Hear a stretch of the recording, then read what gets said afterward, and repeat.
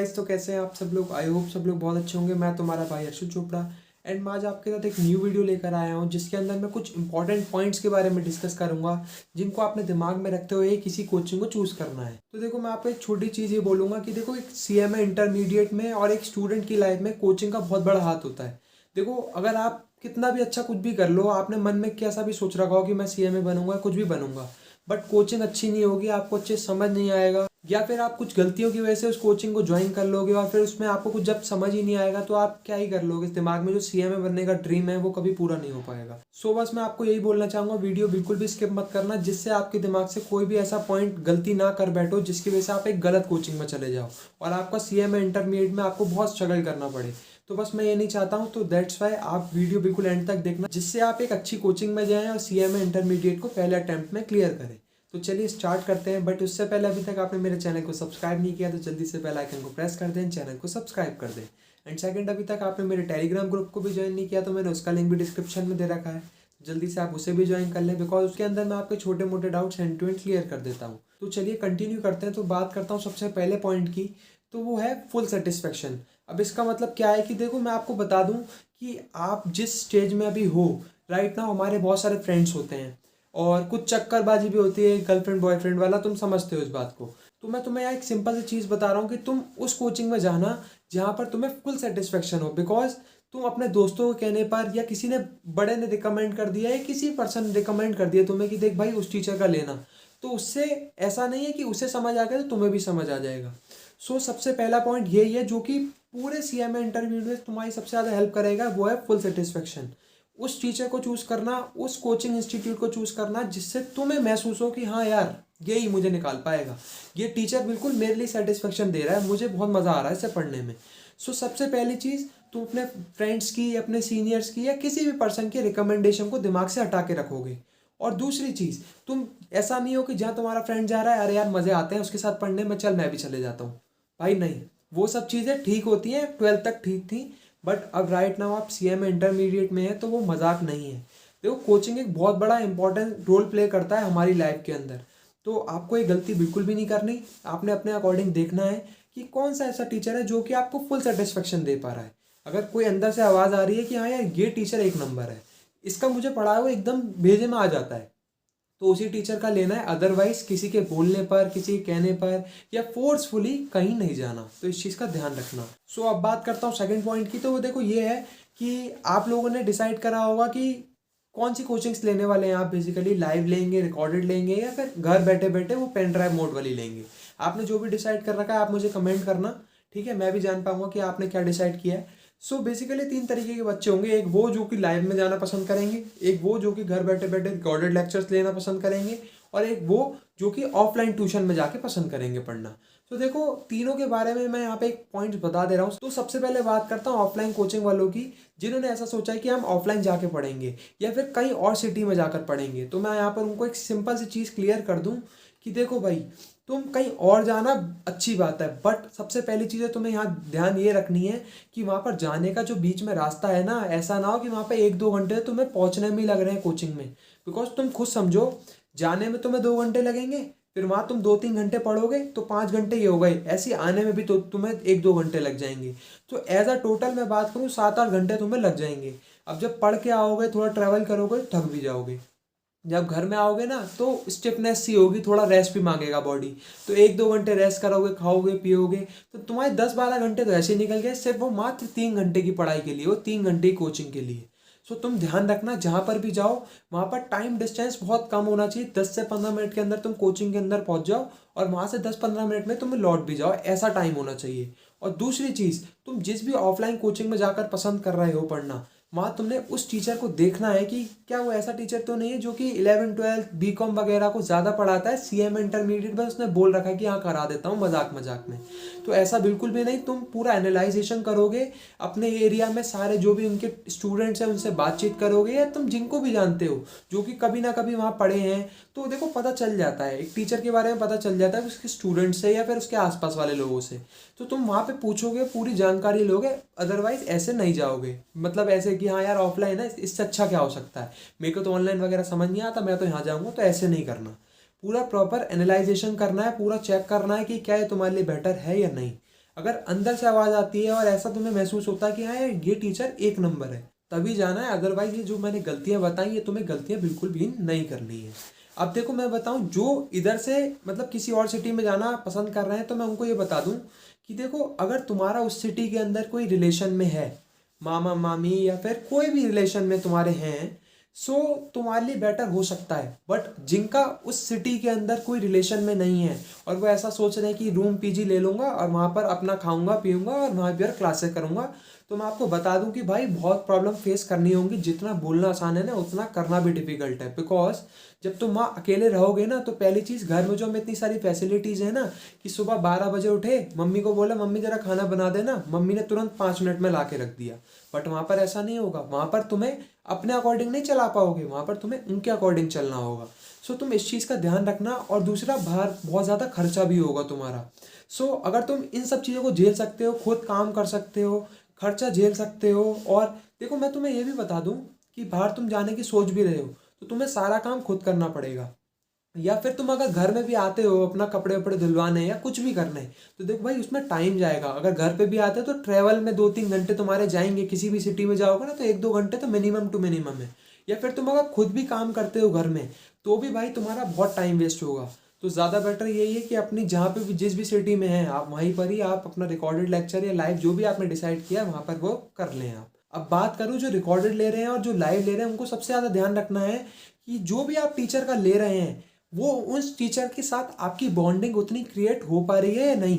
Because कई बार क्या होता है कि हमने टीचर का ले लिया, शौक शौक में ले लिया, वही मैंने बताया ना, रिकमेंडेशन करा किसी ने, या फिर मेरे फ्रेंड्स वहाँ ले रहे हैं तो मैंने भी ले लिया शौक शौक में, ना सोचा ना समझा, सो मैंने ले लिया। अब भाई मेरे साथ उसकी बॉन्डिंग ही नहीं बैठ रही। तो मैं एक मिनिमम टू मिनिमम आवर्स बता रहा हूँ। एज अ टोटल तुम्हें मिनिमम टू मिनिमम हर सब्जेक्ट में 150 घंटे तो हर टीचर से पढ़ना ही पढ़ना है। उससे ऊपर कितने भी हो सकते हैं, मिनिमम तो 150 घंटे पढ़ना ही होगा। तो भाई 150 घंटे is not a easy deal. इसमें तुम्हें टीचर के साथ बैठना होगा, उस जो चीज़ें बता रहा है उसको दिमाग में भी लेना होगा। बिकॉज बैठने से कुछ नहीं होगा, 150 घंटे पढ़ने से कुछ नहीं होगा। सो तुम उस टीचर के साथ लेना पसंद करोगे अगर घर बैठे बैठे कर रहे हो तो, जिससे तुम्हारी बॉन्डिंग क्रिएट हो रही है, जिससे तुम्हें पढ़ने में मज़ा आता है। बिकॉज कई टीचर ऐसे भी होते हैं जो कि आपको घर बैठे बैठे ही ऐसी फील करा देते हैं कि जैसे आप उसके सामने आमने सामने बैठे हो। इतना मज़ा आता है, हटने का मन ही नहीं करता, वो रिकॉर्डेड लेक्चर से बाहर जाने का मन ही नहीं करता। सो इन चीज़ों का भी आपने सख्त ध्यान रखना है। थर्ड पॉइंट है डिस्काउंट। अब देखो बहुत सारे टीचर्स ऐसे होते हैं जो कि आपको एक बहुत हैवी डिस्काउंट प्रोवाइड करते हैं। जैसे वो टीचर तो आपसे बात नहीं करेगा, बट उसका जो कस्टमर सपोर्ट होगा ना, आप जब उससे बात करोगे, आपके पास कोई इंक्वायरी आती है उनकी, तो आप कहोगे कि इतना तो मुझे वहाँ पर इतने प्राइस पे मिल रहा है, तो कहेंगे हम आपको इतने प्राइस पे दे देंगे।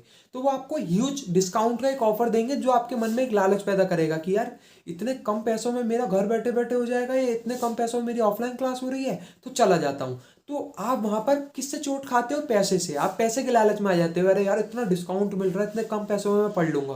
भाई ये सब चीज़ें नहीं होती ठीक। डिस्काउंट पे मत जाओ, तुम जाओ टीचर के पढ़ाने वाले तरीके के ऊपर, कि अल्टीमेटली तुम्हारे लिए जो सबसे ज़्यादा इंपॉर्टेंट है वो उसका पढ़ाने का तरीका है।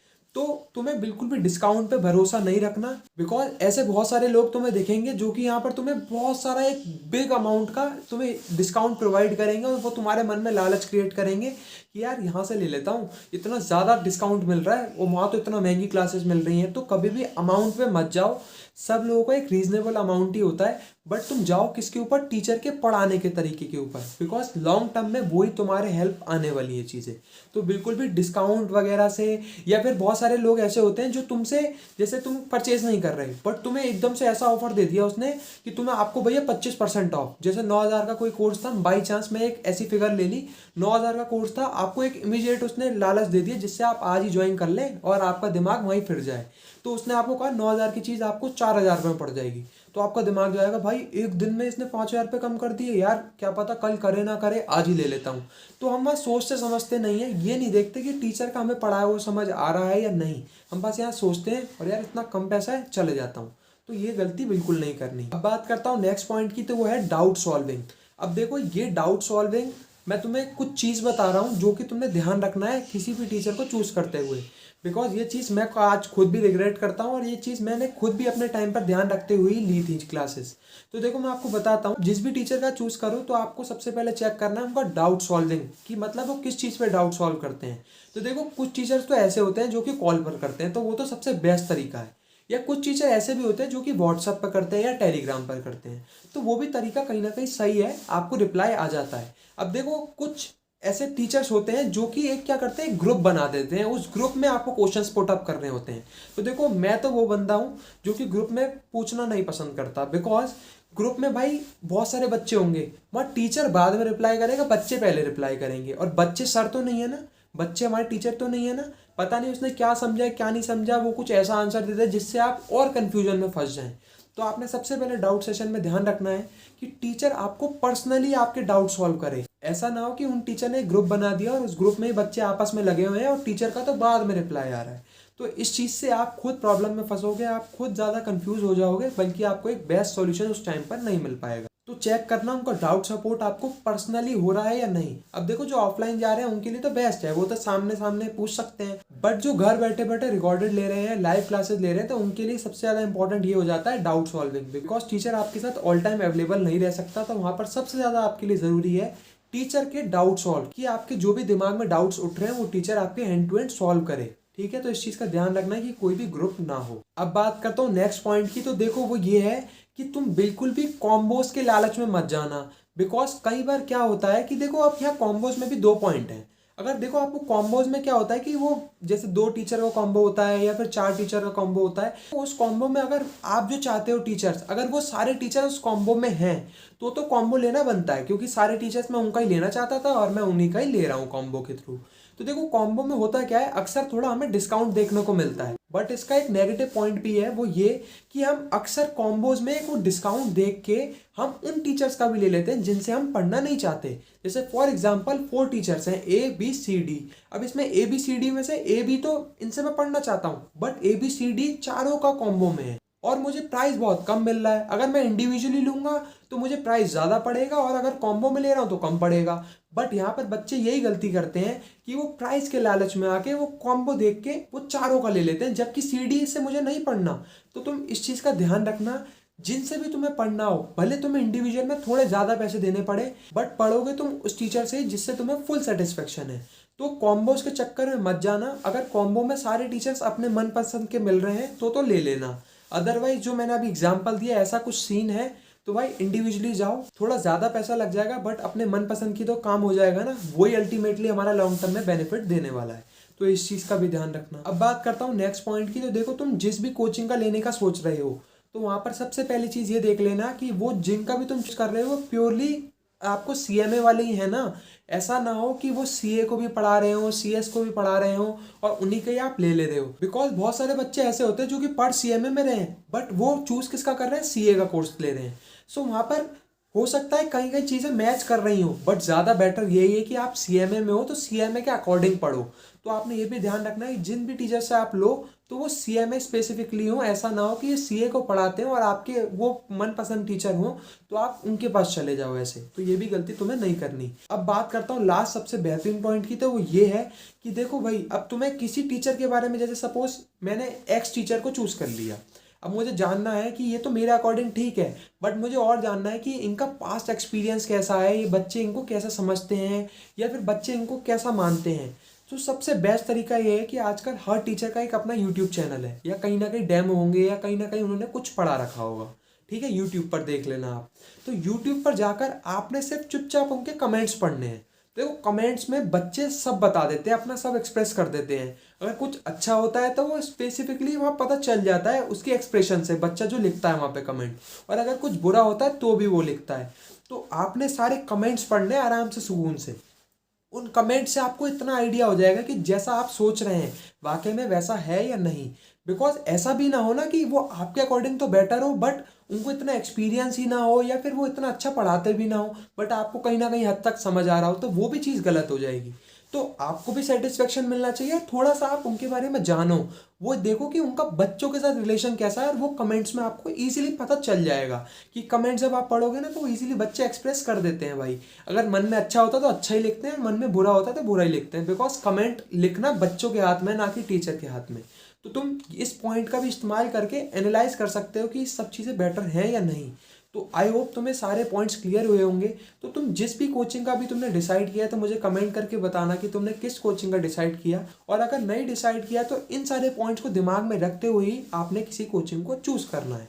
तो आई होप आपके लिए वीडियो बहुत ज़्यादा यूजफुल रही होगी। तो अगर वीडियो यूजफुल रही है तो जल्दी से वीडियो को लाइक कर दे, कमेंट कर दे, शेयर कर दें, चैनल को सब्सक्राइब कर दे। Thank you so much.